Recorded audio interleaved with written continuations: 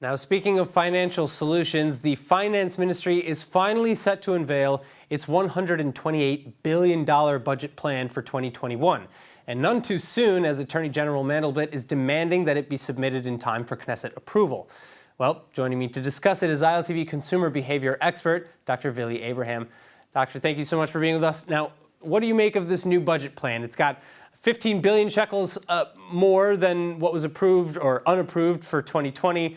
Zero tax increases, no budget cuts for any government ministries at this time at least, and 50 some odd reforms in the areas of financial competition, innovation, investments, infrastructure, pro-training, and more. So it's really surprising that the government is not forced to make any budget cuts. The budget is really big. As you said, it's bigger than the one that we had last year.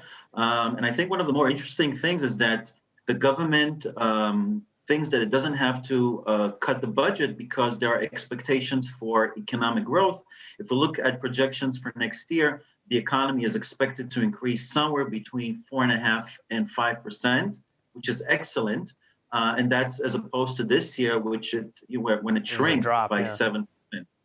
Yeah, so we're talking about a budget that includes reforms, about 50 different reforms in 4 fields. We're talking about competition in the financial sector, which I think is great. It means that we'll have maybe more banks competing for the Israeli consumer, maybe more companies that will be issuing credit cards.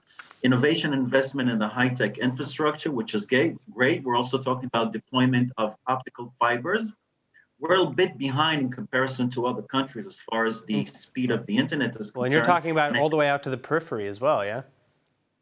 Yes, we're talking about the periphery. And because we're one of the leading countries as far as autonomous vehicle technology development is concerned, we've got to have the best, highest, quickest internet available. Otherwise, we won't be able to continue to be, at the forefront of the technology. Training of about 100,000 different employees. And I guess the training will focus on digital marketing because that's where there are more jobs currently.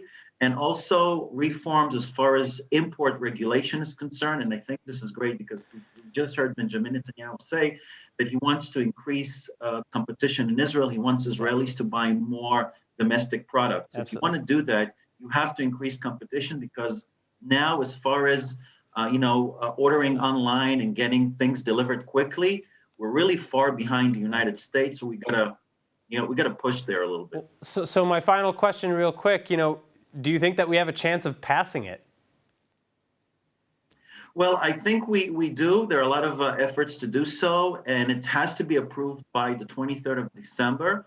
Otherwise, Parliament will be automatically dissolved. So I think all efforts are being made by the Finance Ministry and different parties to get this through. Otherwise, we'll find ourselves in the 4th election. And that's something nobody wants because that's in itself very expensive. Of course, millions of shekels.